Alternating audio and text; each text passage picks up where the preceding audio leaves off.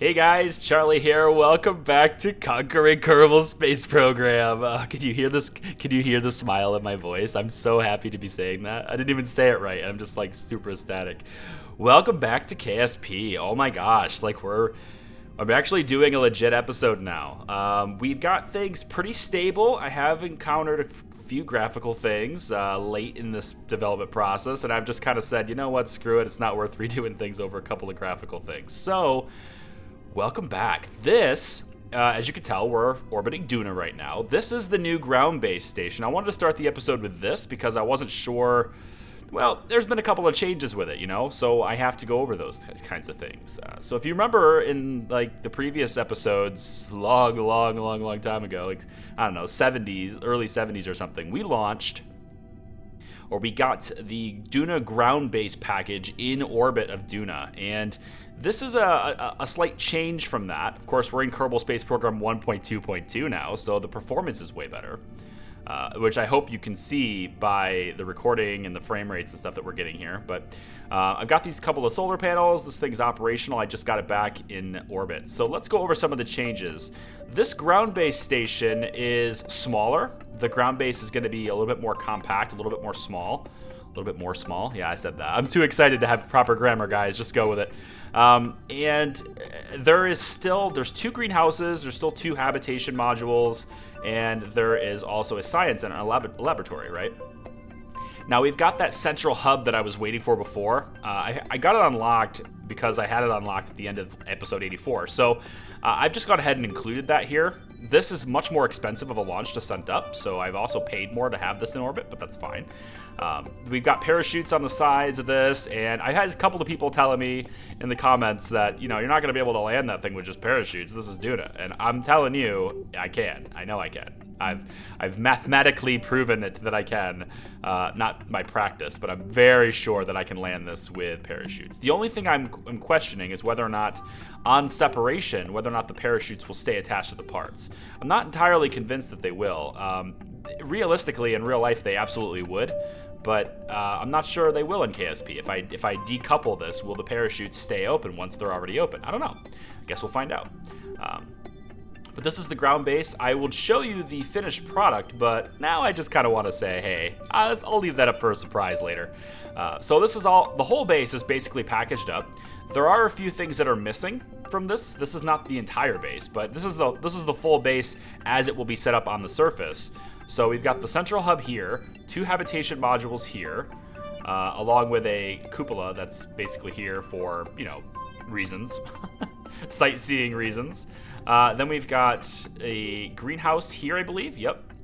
And this has two recyclers because if you didn't watch the live stream that I put out a long time ago, this basically is USI life support now. We've changed to USI life support, and this has brought a whole lot of different changes into the game that I'm not familiar with. So I'm going to be learning a lot too, and I'm probably going to make even more mistakes because I'm used to TAC, I'm not used to USI. So the bases, including the space station, which we'll get to in a second, they've had to be redesigned around the purpose of USI being the life support module instead of TAC life support now. And I've done this change for a couple of reasons. One, for stability with USI mods, because let's just face it, let's just use USI parts with USI parts, right?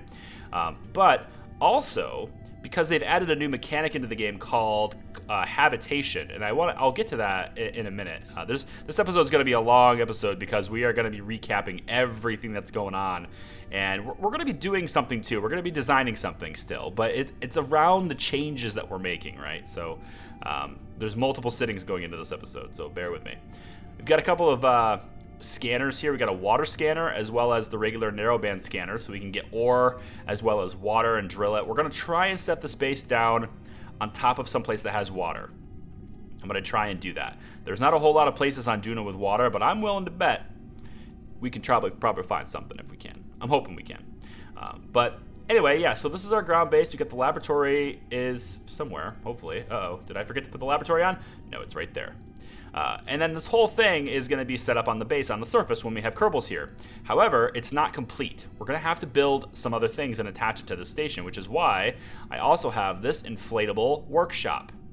And inside these tanks, or inside these, we've got some material kits and specialized parts ready to go so that we can manufacture the rest of the base once we get on the station, or once we get on the surface. So that's our Duna ground base all packaged up. It costs more than the previous base did, so I have less funds. And I'll go over funds in a second. I'll go over like what I've done to sort of, because I've had to make some compromises, and I've had to make sort of some, I don't want to say cheat, because I don't really think it's cheating, but maybe that's for you guys to decide. I've had to make some changes to crafts that would have changed the way I had to get it into orbit. It would have changed my lower stages, things like that, in order to get it up there. And this is one of those things where I could not have sent this up quite the same way as I did before.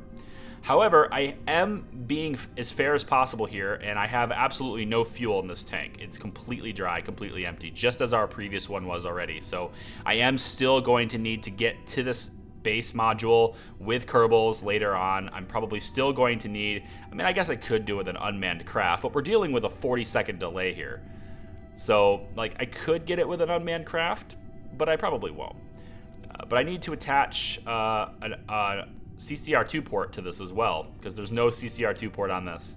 And that's actually in my bad. That's actually in my bad right now. I'm just now seeing that, but whatever, it's fair. I got it up here, so we're gonna have to attach a CCR2 port to this, attach one to our craft that we come from, and then attach a hose like we did before, refuel this, fill this up if we can. If we can fill it up, that'd be great, but if I can't fill it up, just put as much as possible in there, and then get this thing down to the surface. That's the goal. So anyway, that's the Duna base. It's in orbit. We're gonna have to wait until our next sort of we're gonna have to wait until Duna gets in alignment with Kerbin again in order to send Kerbals to this, but that's okay.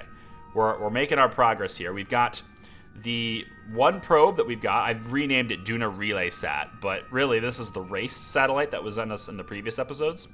So I've got the Relay Sat 1, and that's orbiting at roughly the same orbit as it had before. You'll notice all the orbits are very circular now, and that's just the nature of editing them into place. I did not relaunch these. I just edited them into place to try to get the series back up and running. So a lot of these crafts have very circular orbits. I don't think it will really matter all that much, but if you'd like me to like add some eccentricity to this, I suppose I will, but I don't think it matters.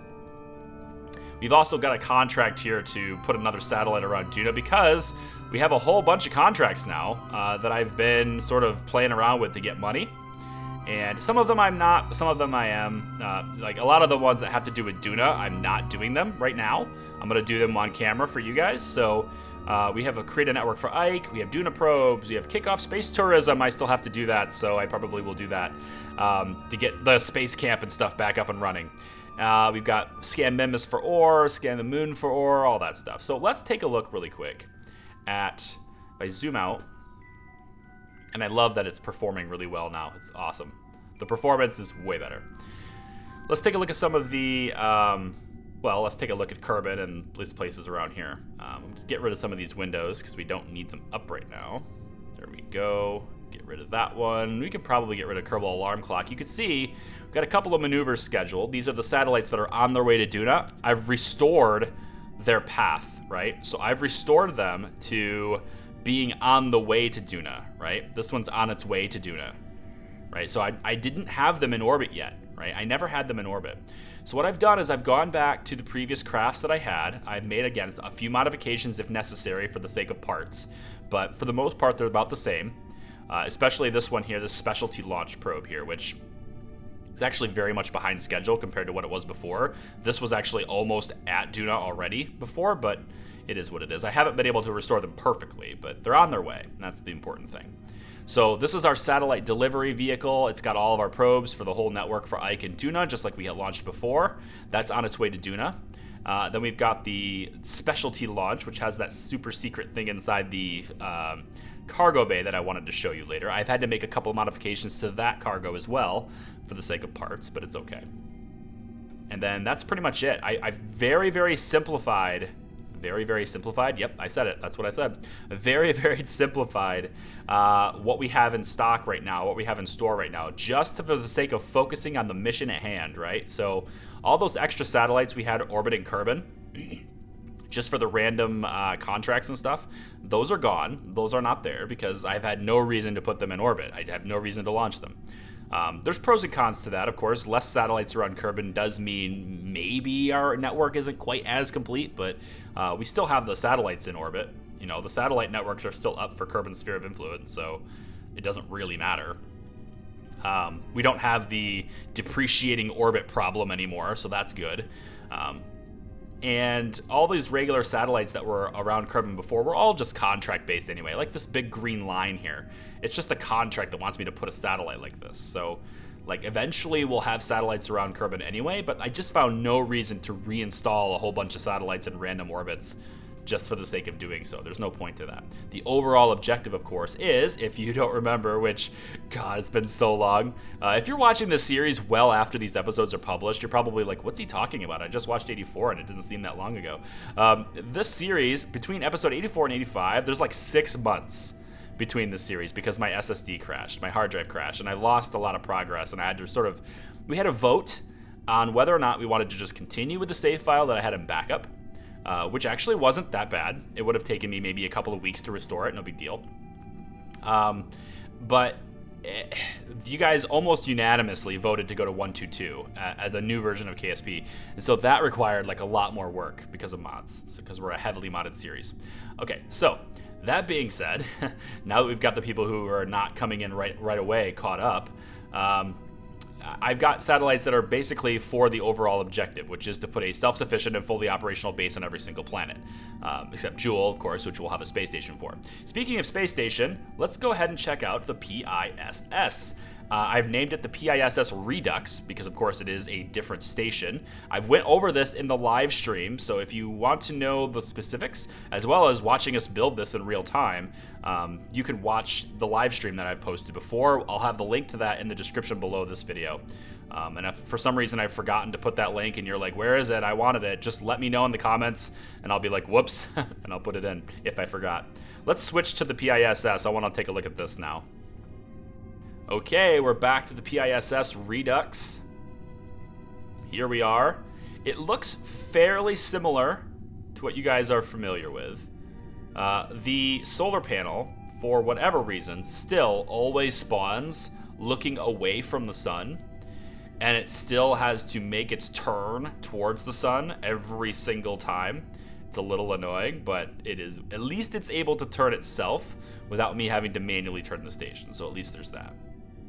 Okay, so the station looks a little bit different, of course, because the parts have changed. Between 122, the parts have changed. Not only in the appearance of the parts, like the skins, and the way the texturing is, because, you know, the USI mod has changed a lot in terms of its appearance as well as function. But we've also had to make a few, I guess, logistical changes to how it works because of 2 new factors. One, USI life support, which makes me need these supply tanks instead, as well as all of these recyclers, right, to help with recycling the life support for all the Kerbals on board the station, which we do have a couple of Kerbals on board the station. Let's take a look at who's on the station right now. Who is it? We got a few people here.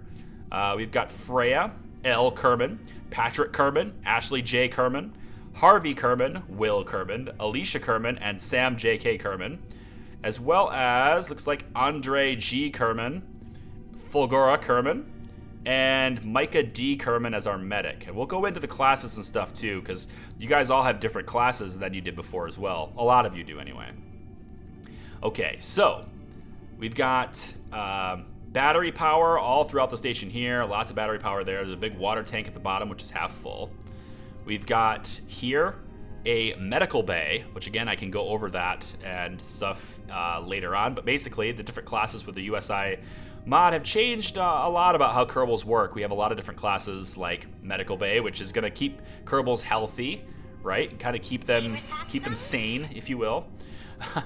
We've got Kerbitats right here. We've got the agricultural module here. Of course, we've got our nice habitation rings on both sides like we did before, as well as our little cupola modules on each ends to kind of cap it off and give them a good view if they want. We've got the science module up here. We're still rocking with station science. Very cool. We've got, of course, docking ports throughout the whole thing in strategic places. You'll notice I've also put lights on the station. It sort of correlates with different things. So the blue lights are any place. The blue lights are basically on things where crew can go, right? So if crew can travel to it or crew goes to it, there's a blue light, a bluish, whitish light on it. The science is this more blue light, this darker blue light. We've got docking ports, which all have green markers within them, but also, if it was dark, you'd see it better, but there's white lights on each side of them so that we can see them better in the dark as well. And then on this side, you can see red lights. This is where crew doesn't go, or potential caution or danger zones for crew, right? And that's where the cyclotrons are, the particle accelerators. So those are back being installed there too. And that's kind of it. Of course, the station's not done. Those of you guys who watch the live stream know this, but the station's not done. We still have to add the fueling depot part of this, as well as the orbital construction part of it. Now, the orbital construction part is going to end up being over here, and it's not done yet. I don't have the research, so I can't build it yet. But that part is going to allow us to build crafts in space at the station, which is going to be nice. And then we have the fueling part of it, which is going to be 4 big fuel tanks on each side docked to these construction ports. Now, you might also be noticing that we don't have a whole bunch of struts. I do have some, because I felt it was necessary to put struts on this. This is a huge structural weakness, especially with big ships banging into this when they dock to it and adding extra mass to the end of it and stuff. So I've reinforced this with a bunch of heavy struts just to keep it really nice and sturdy.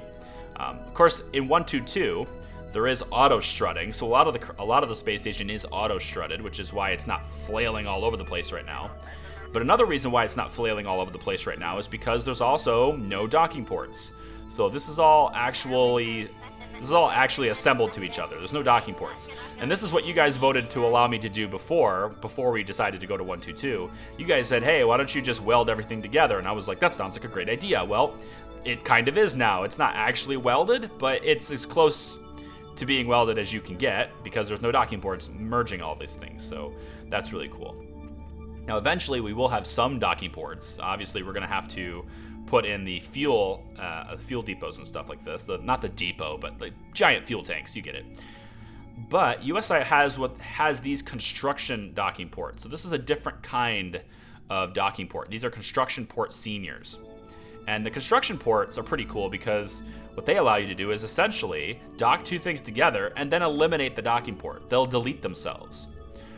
So you can put 2 crafts that both have these senior docking port, these construction ports, dock them together, and then there's a way to just basically compress them, and they'll also rotate around too. There's a rotator in here that allows you to, so if you dock 2 things together and it's not quite the orientation you want, you can rotate the part around inside the docking port until it is the right orientation you want, and then just eliminate the docking port. It's just one movement, if you will, one move. You can get rid of the docking port. So that's pretty cool. Of course, that's a permanent thing.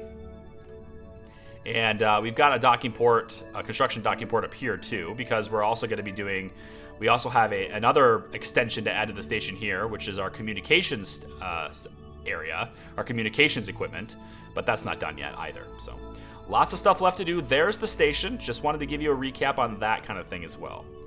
So if I look out, we'll see the moon. Let's go to the moon really quick. This is mostly a recap episode, but I am so eager to get back to this. I'm letting you know. This is me letting you know that KSP is back, baby. That's all this is. We got these satellites in orbit of the moon, and then we've got one in a polar orbit doing the surface scanning. And we've still got ScanSat. We still have to do things, little bits at a time here to get all the scanning and surface and stuff done. These things have been at it for a while, though, so the surface is completely scanned now. And then we have Minmus, which also has just 4 satellites. There's a whole bunch of lines here because of contracts, but there's basically just 4 satellites, 1, 2, 3, and then the polar one here is 4. And this is doing scanning as well. Let's take a look at this one. Okay, there's the satellite. Frame rates are impeccable, of course, as always. We also have a mod called Window Shine installed now. I didn't have this before, but I have it now. At least I don't remember having it before. But it has great reflections on the solar panels and on glass and things like that. You may have noticed a little bit of that reflection happening on the Duna base package. Some of the modules from K&K, like the greenhouse and the laboratory and stuff, some of those are like really reflecting. The whole body's reflecting. I guess it's interpreting the whole body as being glass and it's applying it, but whatever. So this is my scanning module. If we take a look at ScanSat, we'll see that Minmus is pretty much done, which is great. Just open this up really quick. Now, this is actually an altimetry map of Kerbin, so this is actually not the body I'm looking for, I don't think. But here's this. So let's change to the Minmus. And then I want to also switch to biome, just to make sure we're good there. We should have everything done with this. Like there should be nothing left to scan. And so what I need to do now is back to what we did before, right? When we were sitting there staring at Minmus, trying to find that perfect spot to land. It's not going to be the same spot this time. It's just not. Also, in case you were wondering, I don't have anything on the surfaces. So Moon, Minmus, they don't have any vehicles on the surface anymore, right? I remember before I had these little, surface impact scanners or sensors, right, for the impact contracts. Those still exist. I just don't have the sensors and stuff on the surface anymore. The little science station we had on the surface, I don't have those on the surface anymore because I just didn't bother to replace them. We had already researched pretty much everything on the bodies anyway, so I'm not really concerned with having them on the surface anymore. And with habitation installed, which I'll get to in a second as far as life support changes goes, with the habitation mechanic installed into the game, those science facilities wouldn't work anymore anyway. Like, not really work the way we need them to work, so not too worried about it. So anyway, nothing on the surface yet. This also means that I'm gonna need to get another rover down there, just like I did before. Get a rover down, find my spot, and then place the base where I need it to be. So let's just take a look really quick at a new resource called silicates. Silicates is used to make silicone, which is then used to make other things that we need for the new USI mod. So lots of little things there. So we've got a pretty decent supply of silicates in this pink area, all these little pink regions. If I take a look at a different resource, let's try monazite. Yeah, no idea, but it's useful for something. I have things to learn. There's still a lot of things I have to learn, but the light blue area, the light greenish, I guess, colored areas, that's where the monazite is. Take a look at, let's go with water. And we'll probably find some area around here that's got water. You can see it's a different map than before. Different regions of water than before. And I guess what we're looking for is the blue. Yeah, this blue area here. So right along the equator, actually, there's a spot that's blue. That's pretty cool. Can we zoom the map in, like, over here? Is that possible to do? Just like, is this what I'm looking for here? I'd like to see the resource as well. Can I see water, please? It's not giving me what I'm looking for. But you guys understand. You get it though, right? Like there's a whole bunch of work to do to see this stuff. And let's actually look at. I want to do the overlay here. How do I toggle the overlay? Here we go. Toggle the overlay for water, please. There we go. So I can now see it around Minmus, right? On the actual surface of Minmus, I can see it. So let's just get the big map out of the way really quick. And then, like, around this area is where a whole bunch of water is, right? So if I see this area here, I go, okay, cool. Right, we've got water here. It's the Greater Flats. Very nice. Having a base on the flats would be a good thing. Very easy to land, easy to set up, easy to build. Very nice. But does the Greater Flats have anything else? So let's see if it has substrates. Okay, it's got a little bit. Rare metals. Okay, none. There's a little bit over maybe here. Might get some over here. So if we set up a base here, we might be able to get quick access to it, potentially. Metallic ore is not really that big of a deal, but minerals is going to be a big deal. We got 5% minerals in there. Very nice. High concentration of minerals is good. Gypsum's going to be important. 6%. Very nice. Dirt. Always good to have dirt. 23% on dirt there. Not the biggest concentration, but still decent. Got a lot of concentrations up in this area. 21%, 28%, 31% in the highlands, 34% in the slopes over there. And then regular ore. There's actually not a whole lot. Much higher concentration like in this area. So I might end up setting up a base near here in the greater flats, because that's where the water is, right? Over here. Yep, 5% water right over here. So if I set a base up like right here, then I'd have great access to water, gypsum. I'd have access to minerals. What about uranium? Yeah, we got 6% concentration there. Our water supply is right with the uranium. Perfect. It's exactly what we needed. Everything a healthy Kerbal needs. Hydrates, 3%. Very cool. Alumina, 6%. So it will probably be a lot easier to determine a landing spot now with this map. This stuff is all generated when you start a new campaign. So all the resources are sort of on all the bodies are generated when you start a new campaign. So none of the surfaces are going to be the same as they would have been before. But that's why you scan, right? That's why all the scanning is actually necessary still. What's going on with the... Oh, it's just the way that scanner's working. Okay. So anyway, that is what I've been up to, guys. I've been getting things in place, and most of the, that's what happened. I just did that. I wanted to focus my view on this, but for whatever reason, like some of my hotkeys and stuff are changed from what they were before, so I'm gonna have to like figure those out again. Anyway, so that's what I've been up to. I need to scan for resources. I've been getting crafts built all over again. A lot of these crafts, almost all of them, had to be rebuilt completely from scratch. Let's go back to the Space Center. All right, back at the Space Center now. A lot of the crafts had to be rebuilt completely from scratch because the parts have all changed. And anything that had a USI part in it at all, any craft file that had a USI part in it won't load because the parts are all different now. And so it got to the point where pretty much none of my stuff would load. All my surface stuff won't load.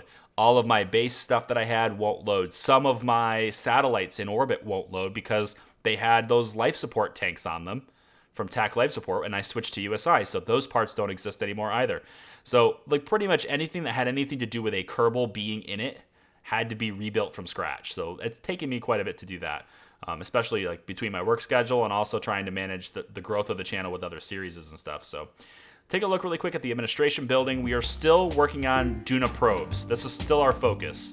So Duna probes, as a recap, will give us, it sends the cost of sending a Kerbal to another planet are astronomical compared to those of sending a probe. So we're focusing on unmanned right now with Duna. And in order to fully complete this, we have to land a probe in 3 different biomes of Duna. That's the objective. So once we do that, we would have satisfied this. We get a pretty small reward for it. Admittedly, a pretty small reward, but it is what it is. I have 1.7 million left, and I actually need to reduce that because I need to take some of this money away. And because when I rebuilt the station, I said that I had to make a whole bunch of changes to it.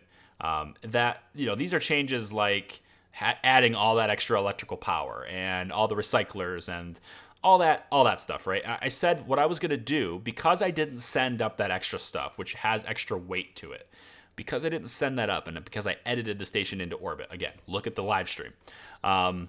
Because I did that, I was going to pay for it. I was going to pay a lot more for it. The station right now, the PISS Redux, cost about $350,000 more for parts-wise. It cost about $350,000 more than the PISS did when I launched it. And I kept track of the expenses and stuff on the little notepad I have. You can't hear it, but it's right here. I kept track of expenses. So it cost $350,000 more. I said I was going to pay $1 million more because I didn't have to launch it, and that was like my penalty for the convenience of doing it. So I'm going to show you how I do that. I'm going to take the debug console that's built into KSP. You get this by hitting Alt F12. And I'm going to go into cheats, and I'm just going to take funding and reduce my funding by 800,000 right now, which is pretty much like that. I've already put 200,000 into the Duna base twice, and I never recuperated the cost, so whatever. So I'm down to just under $1 million now. That's me paying for it. I also need to reduce the science because I accidentally got some science for experiments that I'd already done in the previous playthrough. So I'm actually going to reduce my science. Well, not to 0, but I think I had 30. So instead of having 180 or something, I have 30 now. Okay. That's all been restored. The reputation is a little bit too high. I wish I could see the actual number. But I think it was at this big notch here, and right now we have it a little bit here. So I'm just going to take and dial down, probably right about there is good reputation. So everything should be fairly close to what it was before. As far as episode 85 before, which I lost the footage for and I can't show you, but I had recorded another episode before the hard drive crashed. Okay, so science research and development. This is what we have left for our tree. I'm just going through a huge recap. That's what this episode is a huge recap, letting you know where I am and what we're up to. So this is all my research I have left to do. Orbital assembly will be a big one to move to. Of course, this gives us the Tundra assembly plant, which is another station component that I have to add to the PISS Redux. And then we have experimental actuators. There's a whole bunch of like ground construction type parts in the game now that I didn't have before. So I'm gonna have to learn a lot of stuff. Orbital or off-world robotics, exotic alloys, there's a whole bunch of stuff to research here. Also, and it's really kind of sad to me if it comes and becomes if it becomes compatible later, then I'll totally add it in. But currently, the robotics mod that I had before is not installed, so I won't be able to basically use all of the servos and stuff from Infernal Robotics because it's just not compatible yet. That's sad, but it is what it is. Astronaut Complex. We have 13 Kerbals assigned to various components of the PISS Redux. These are the guys that we saw before that are on the PISS. We have... Hang on. Now we have... Oh, I didn't mean to do that. Now I have to launch a rescue mission. My moon refueling station has Kerbals in it. It's not supposed to. So I launched before a refueling station for the moon, and I put that station back in orbit now. Apparently there are 3 Kerbals on board it. So Kit, Doug, and Giovanni have to be rescued now. Great. I'll have to go get them. But other than that, though, these are the people who are in orbit right now. And you can see that your classes have slightly changed. Some of you are things like quartermaster, farmers, biologists, mechanics. And some of you have retained the generic engineer, scientist, pilot, etc. roles. I don't think there is any subclass for pilot. I think it's all the same. Here are all the classes available. Pilot, scientist, engineer, colonist, scout, colonist. Apparently colonist is in here twice. That's odd.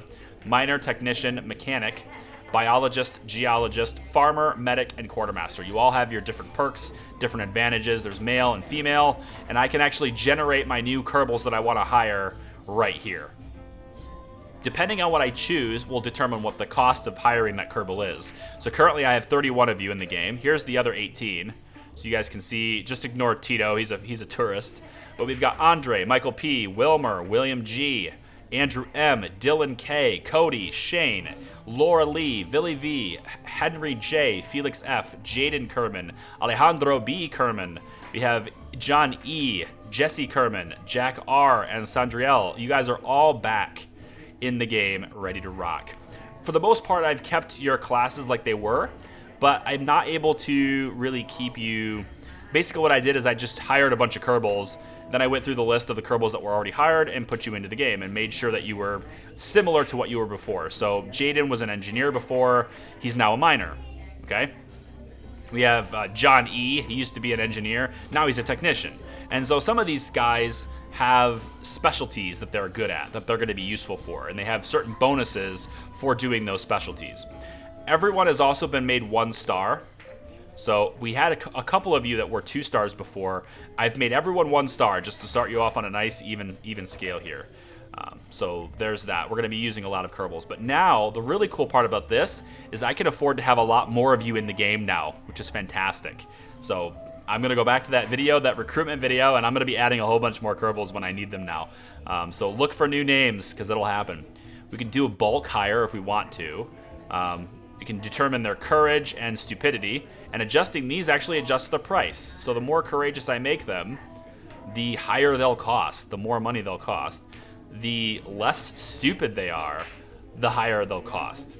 Now, I don't know if courage really plays a huge role in the game, but I know that stupidity actually will for some roles. Things like engineers and scientists, biologists, geologists, the stupidity plays a role. And most of the people I've managed to hire, and I warped several days ahead, looked at the list, warped several days ahead, look at the list, oh, there's one I want, I hired that one, warped several days, let the population refresh, and then I started grabbing the ones that had low stupidity and had the stats that I wanted. And then I discovered this mod and said, screw it, I'm just going to do it like this. So that's how everyone has got into the game.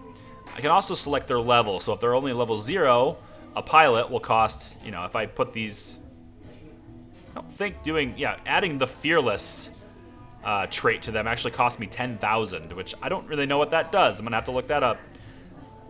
I think what it does is it makes sure that they're not ever scared, but I don't know how that impacts the actual playability of that character. But the main 3 roles, pilot, scientist, and engineer, they cost more. If I want someone that's more specialized, like a miner, they actually cost a lot less to hire.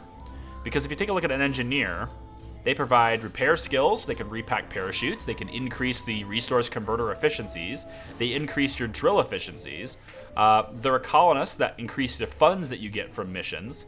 They have experience sifting through valuable resources out of planetary regolith. Okay. They can construct ships in the field, they can work in any workshop, and they can construct ships in the field, which, great, they listed that twice as well. Anyway, so that's what an engineer can do. But a miner, right, they increase the drill efficiency. They're specifically for mining. That's what they do. So I can go through and change these classes as well. I kind of wanted to try out new classes, but if you see your character in here and you're like, hey, I don't really like the fact that I'm only a technician, or I don't really like the fact that I'm only a geologist, which a geologist has experience sifting through the planetary regolith, they'll be able to do science experiments as well. All the classes can do science experiments. So if you're a biologist, you still help us with experiments, right? There's things like that. So if you see your class and you're like, I don't really want to be that, I want to be a different class, let me know, and I'll make you that class if I can. Okay. It's fair, however, that if I change your name, so if I, say for example, Felix doesn't like being a biologist, he wants to be a full-out scientist instead. Okay, fine. So what I'm going to have to do is I'm going to change you to a scientist, and then I'm going to drop 30K off my level here, or 25K, right? I'll drop 25K off my money. So I'll have to pay for you to be that upgraded unit, right? So that's how we'll play that. So let me know. And then, of course, I'm going to go into the game and I'm going to go. I have a habit of doing this, and I'm sorry if this annoys people. I'm going to really try to stop. But I have a habit of moving my mouse with my talking. You see I'm going around in circles now. I have a habit of doing that like I talk with my hands. So I'm just going to try and not touch the mouse while I do these monologues like this, because it's just not going to work. Anyway, so those are the classes. Those are the people that are in the game. That's the progress. So now we're going to go in and we have to build a rover and stuff for the surface to get it onto Minmus's surface once again and find that perfect spot to mine. And that's what I'm going to be doing. And when I'm done doing that, you guys will have another episode where I will be sending the new Minmus base back to the surface of Minmus and trying that once again. It's going to have to be a whole new design plan because I can't use the same plan as I had before. The parts don't exist anymore. They've been changed. So I have to kind of maybe do something different there. But we're also going to get space tourism started as well. Here's our contracts currently. We have Minmus ore, Moon ore, Duna ore. Fine. Conducted an orbital survey of Duna. Fine. I've got a lot of contracts for Duna. And that's what's going to recuperate a lot of my money. Got magnetic field environment research around Duna. Orbit the first satellite in an equatorial orbit around Duna. Okay. I guess it has to be unmanned and it has to be... that's not just an equatorial orbit. That's like a really far out orbit. Oh well. Science data from around Duna. Create a network for Ike. Launch Duna probes, right? Land probes in 3 different biomes.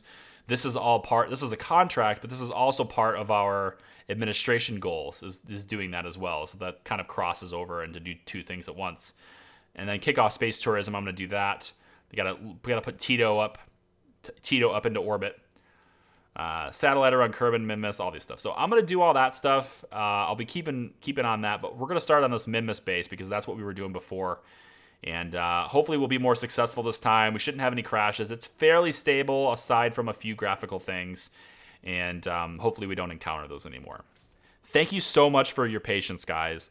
If you're still watching this episode, then you're obviously dedicated to the series, because I think a lot of people probably left by now. I've been rambling a lot, but this is all off the cuff. I didn't script this episode. I just was like, I got to show people. I got to do it. We got to launch this. Let's do it. And I'm so excited to be back into KSP. For those of you who have followed the channel and stuck with me as subscribers or whatever, and been waiting for the series to keep going again, from the bottom of my heart, thank you so much for your patience. It means a lot to me that you guys are following this with me and on this journey with me. If you've been like enjoying some of my other series while waiting for this, again, super thank you. Just I'm gonna give you a big hug, man. I'm giving you all a digital hug right now. I got my arms in a circle and I'm sort of like, patting my shoulders and hugging myself. If you've been doing that, awesome. I really appreciate it. The channel means so much to me. I'm trying to grow it. I'm trying to do as much as I can, as often as I can. As most of you know, this is not a full-time job. This is definitely a part-time job by the simplest of explanations. It's like a 12-hour-a-week maybe job, so 15-hour-a-week job. So I really appreciate your patience. We're going to get back into this. It's going to be exciting. I want to thank all of the patrons of the channel. I'm putting you all in big letters on the screen right now. All of you people, all of these people right here, stuck with me. Some of them are not patrons right now. Some of them aren't patrons right now, but they stuck with me for quite a few months while I've been doing this. And I wanted to acknowledge them anyway, because you guys have made this possible, right? You people here, everyone who watches the channel, I have so much appreciation for, but these people specifically have pushed me to drive and be better. You guys are the reason why I push so hard to have the highest quality content that I can make. So I want to give a big shout out and a big thank you to these guys right here. You guys are great. Thanks for watching. I'll see you all next time. KSP's back, baby. Bye-bye.